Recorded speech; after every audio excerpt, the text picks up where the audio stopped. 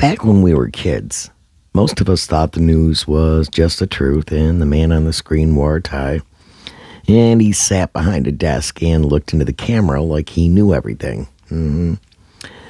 He spoke clearly and seriously, like he was there to inform, not to sell, and we believed him. We believed all of them. But we were watching with blindfolds on, neatly packaged blindfolds that wrapped around our heads from the moment we turned on the TV. And let's face it, guys, the scary part is those blindfolds weren't accidents, they were handed to us.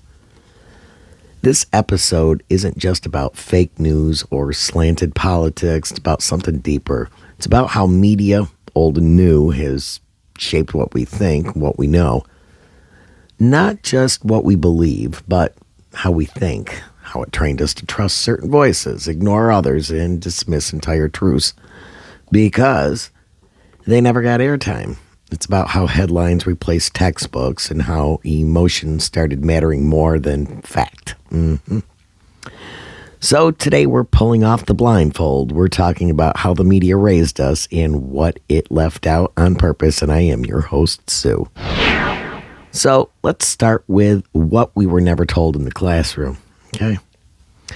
So back in school, if you remember, we were taught like the basic dates, wars, names, inventions, and all that stuff, but there was a quiet agreement, like certain things weren't brought up. We didn't learn how corporate media worked. We didn't learn that news stations were owned by a small handful of massive companies. Nope.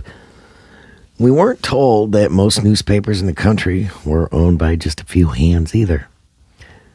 No one mentioned that what makes it onto your screen isn't based on importance, it's based on ratings, sponsors, and silent agreements. Instead, we got the polished version, the safe version, and if you were the type of kid who asked too many questions, chances are you got told to stop watching so much TV. Not that TV itself was shaping the nation's perception of reality by any means.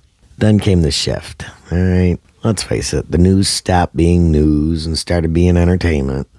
At some point, right under our noses, the delivery changed. Like the news anchors became personalities. Reporters started smiling more. Background music crept in, yes. Segments got flashy graphics, countdowns, and those dramatic transitions.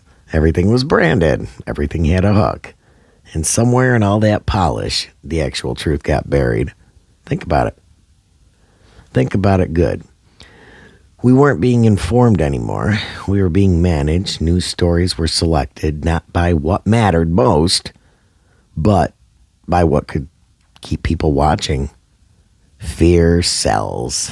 Outrage sells. Division sells. And the media, well, it figured it out. How to tap into our nervous systems. How to keep us anxious, reactive, and tuned in. This wasn't about left or right. This was about control. Psychological control, emotional control, and in a way, spiritual control. Because if you can shape what a person sees, you can shape what they believe. And if you can shape what they believe, you can steer their whole life. And if you still think it's just about politics, think again. The fear game shows are everywhere, even the damn weather. You live in New York. You know exactly what I'm talking about. Even the Northeast, they'll tell us a massive winter storm is coming like it's the end of the world. Go get your milk, your bread, your water. Hurry before the shelves are empty. Meanwhile, we've got some of the biggest snowplows in the country. This ain't Georgia. The roads will be cleared before you've even finished making that French toast that you panicked into prepping for. They don't care. Nope. They need you anxious. They need that little shot of adrenaline. So you'll stay tuned in, share the warning, and drive the ratings through the roof. It's not just the storms, guys. It's the economy. It's the flu. It's the air quality, the index of it. They'll take anything and blow it up just to make you feel unsettled. Like you need them to keep you safe. Fear is the hook, oh yes.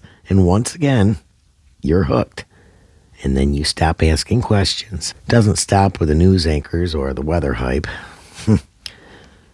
Now we've got fear being drip-fed through entertainment. Ever notice the timing? Let's say there's a story about something flying through space, an object that's going to pass by Earth in a few weeks. The headlines make it sound urgent, even though it's a million miles away, right? Then suddenly, Netflix is loaded with end-of-the-world movies. Tubi's pushing shows about meteors, impact events, or global disasters. It's not an accident. The media ecosystem knows how to strike when people are already on edge. They feed the fear across every channel. News, movies, even social media. You don't even realize how tightly wound you've become until it's too late. Yeah, they've turned our screens into pressure cookers, and the more scared we are, the more we cling to the screen for updates, guidance, or distraction. It's fear-based programming, literally. Here's the real danger of it all. It doesn't just stress us out, it shuts down our ability to think clearly. When you're in fear, your brain isn't scanning for truth, it's scanning for safety. You're not asking questions, you're looking for shelter, and that's exactly what they want. The more they keep you in a reactive state, the less you trust your gut. You stop feeling things out and start defaulting to whatever voice is the loudest. And suddenly, your inner compass, your own sense of what feels right or wrong, gets drowned out by panic, flashing headlines, and dramatic soundtracks. And once that inner compass is gone, you're easier to steer, and you're more likely to believe a lie. If it makes you feel safe, that is, right? At that point, you're more likely to go along with the crowd just to feel like you're doing something. That's the part nobody talks about. How fear turns people into followers. That would be the so-called, quote-unquote, sheeple people talk about, right? Yeah. And it's not because you're weak, but because they're overwhelmed. This isn't just a psychological trick. It's spiritual, too. When you can't hear your own inner voice over the noise, you lose your grounding. And media, old and new, thrives off of that disconnection. So after the news softened us up and reality TV numbed us out, social media came in and finished the job. But it didn't come through the front door. It came in smiling. Oh, yeah. Showed up like a friend, like a connection, like freedom. It told us we could say whatever we wanted. Find our people, speak our truth. And at first, it felt fabulous, let's face it, right? But underneath, it was just a louder, faster, more personalized version of the same old script. Instead of one news anchor feeding us headlines, now we had a million mini broadcasters. Sharing, reposting, ranting, performing, and it felt real. But it was just noise, turned up to 11. Social media didn't have to create fear or outrage. It just had to amplify it. You scroll through your feed, and what do you see? Not peace, not perspective. You see panic. Hot takes, warnings, call-outs, chaos. Because emotion drives engagement, and engagement is the product, not the truth. Not insight, just clicks, shares, and dopamine hits. Bam, right? The wild part? It's you doing the work now. We became the broadcasters. We spread the fear. We reinforce the echo chamber every time we hit share on something that shocks us. Yes, the machine doesn't even have to lie anymore. It just gives us the tools to do it ourselves. Wake the up. Social media hijacked the part of the brain that craves connection and rewired it to crave reaction. That's how they keep us locked in. You're not just looking at the screen anymore. The screen's looking back, learning what pushes your buttons and what makes you afraid and what makes you click. And it feeds it right back to you like a mirror that wants to own you. Do you not see this? I mean, come on.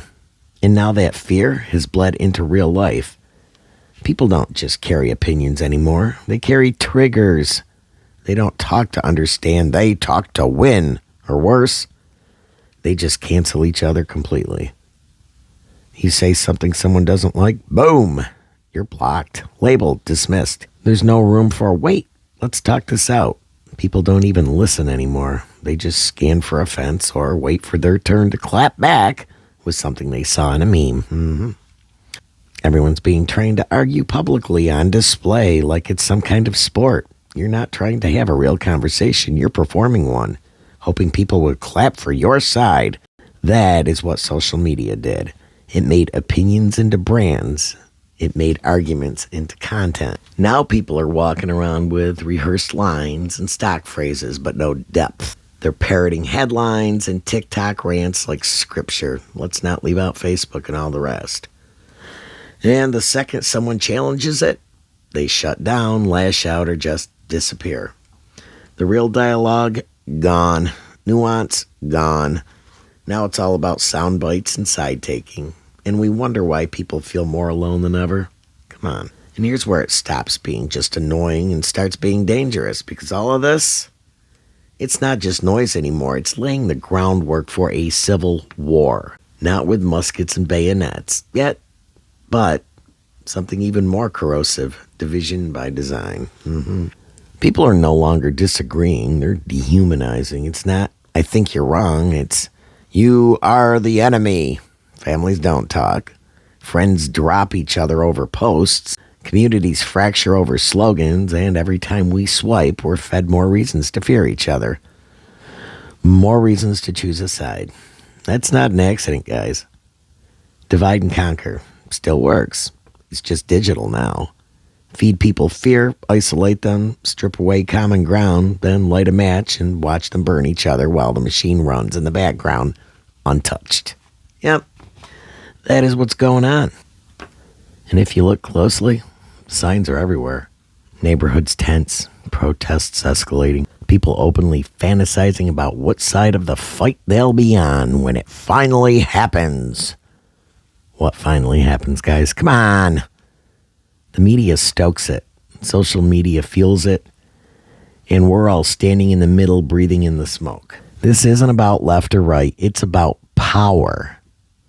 And the easiest way to hold power? Keep the people beneath you. Too distracted, too angry, too afraid to realize they have more in common than they think. Yeah, we actually do. And while we're at each other's throats, nobody's asking the bigger questions like who built this game and why we keep playing it, right? Because here's a final trick in their bag. Distraction. Big, shiny, emotional distraction. Whenever they tell you to look up, that's exactly when you need to look down. Because while your eyes are on the sky, they're slipping something under the table. It's classic misdirection. They flood the news with celebrity drama, space objects, political chaos, whatever gets attention. Meanwhile, behind the curtain, bills get passed, rights get chipped away, money gets funneled, and decisions get made that affect every single one of us. But we're too busy fighting online or staring at a screen too long to notice. Yeah. You think they don't know how we work by now? They know. And they're banking on that fact that if they give us something loud enough, dramatic enough, and scary enough, we won't look anywhere else. God forbid. Let's go back to where this all began. The message we've been fed since we were kids. You live in the best country in the world, yeah? Right? That's what we've all been told. We were told we were the freest, the strongest, and the most advanced. That our way of life was the dream. But look around. We're not thriving. We're barely holding it together. People are drowning in debt. Homelessness is exploding. Families are living out of cars. Mental health is tanking. Addiction is everywhere. And the middle class, might we say, disappearing? We're not united. We're divided, paranoid, and wore down. We argue over every freaking thing. We don't trust each other, and we can't afford the basics. Good food, rent, a doctor's visit. And yet the media still whispers in our ear, you're lucky to be here. But how lucky are we really? Think about it.